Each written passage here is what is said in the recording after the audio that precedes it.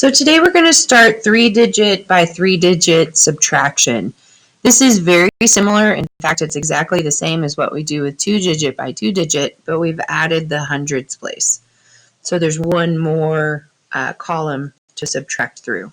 Before we get going, I want to remind us of our subtraction rules. Rule number 1. Let me scroll in so you can see that. Rule number 1. More on the top. No need to stop. Rule 2. More on the floor. Go next door and borrow 10 more. Rule 3. Numbers the same.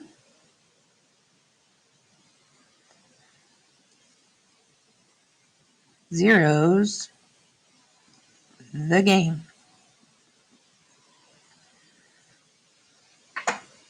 Numbers the same. Zeros the game. All right, I'm going to scroll out just a little so we can see all that. Sorry, I wasn't watching them when I was writing. All right, here we go. More on the top, no need to stop. More on the floor, go next door and borrow 10 more. Numbers the same, zeros the game. All right, now that we've refreshed our memories on our rules, let's look at 3-digit by 3-digit subtraction. In these examples, which are on the first page of your Canvas, they have done a model of the top number. So this is a model, 354. This is a model of 354. And they did that to show that when you borrow from the tens place and move it to the ones, you're literally moving 10 units over. And that's why this number goes down. So let's walk through this. The question is 354 minus 137 equals, Okay, so let's look at our problem. When I look at this, I have more on the floor. 7 is greater than 4. So I need to go next door and borrow 10 more, which means that my 5 is going to become a 4. See, I'm taking one of my 10s and I'm moving it over. So my 5 10s now becomes 4 10s. This one is gone. And then I'm going to add my 10 to the ones place. So if I'm adding it to the ones place, that means it needs to get larger. And in this case, it gets 10 larger. So my 4 becomes a 14. So now I can subtract. What is 14 minus 7? Well, let's look at the second step. It says now there's enough ones. Subtract the ones column. 14 minus 7 is 7. And if I take 7 away over here, then I have 1, 2, 3, 4, 5, 6, 7 left. And I only have 4 10s left because I moved one over. All right, so now I can subtract the 10s, just like we've been doing. Remember, I only have 4 10s left, so what is 4 minus 3?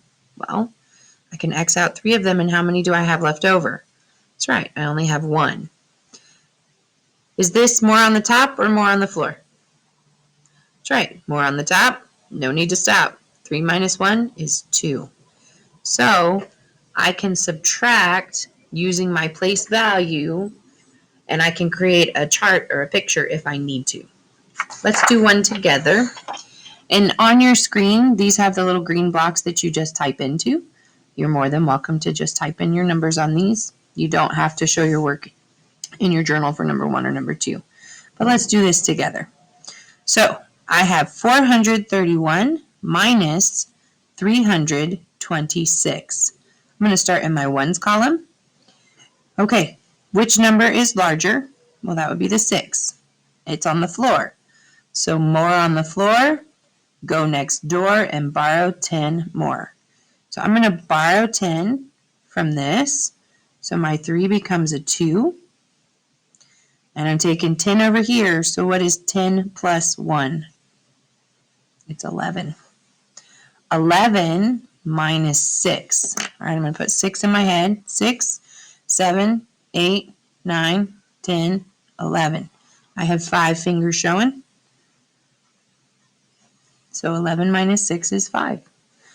Oh, this is another one of our rules. Which one of these numbers is bigger? Neither, they're the same. So, numbers the same, zero's the game. How about over here? Which number is larger? The 4 is. So, more on top, no need to stop. 4 minus 3 is 1. So 431 minus 326 equals 105. One more together, and then I'm going to turn you loose to do your work. Here we go. I have 658 minus 237, and we need to figure out what that equals. Which one of these numbers is larger? The 8 is. So what's the rule? More on top, no need to stop. 8 minus 7 is 1. Which one of these numbers is larger? The 5 is. So more on top, no need to stop. 5 minus 3. I have 3 in my head. 3, 4, 5. 2. Which one of these numbers is larger? 6 is. So more on the top, no need to stop. I'm going to put 2 in my head. 2, 3, 4, 5, 6. 421 is my answer. Did I have to use these this time? No, because I had more on the top each time.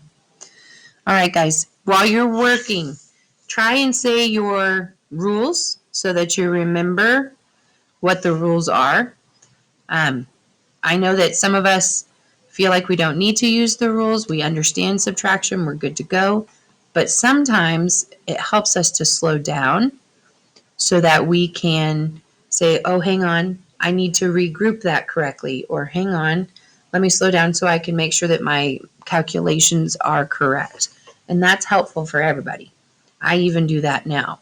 So say your rules, work through your problems.